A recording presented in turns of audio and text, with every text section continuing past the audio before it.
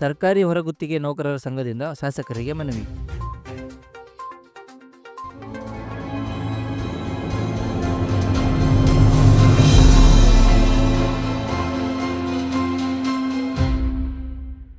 Kannada today ನ್ಯೂಸ್ಗೆ ಸ್ವಾಗತ. ನಾನು ರಾಹುಲ್ ಸುಕ್ತೇಕರ್.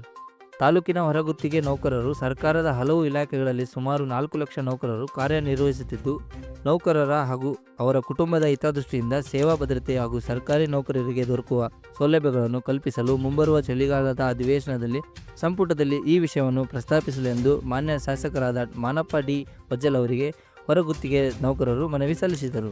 ಮಾನ್ಯ ಶಾಸಕರು ಚಳಿಗಾಲದ ಅಧಿವೇಶನದಲ್ಲಿ ಹೊರಗುತ್ತಿಗೆ ನೌಕರರ ಕ್ಷೇಮಾಭಿವೃದ್ಧಿ, ಭದ್ರತೆ ಮತ್ತು ಮೂಲ ಸೌಕರ್ಯಗಳನ್ನು ಚಳಿಗಾಲದ ಅಧಿವೇಶನದಲ್ಲಿ ಪ್ರಸ್ತಾಪನೆ ಮಾಡಬೇಕು.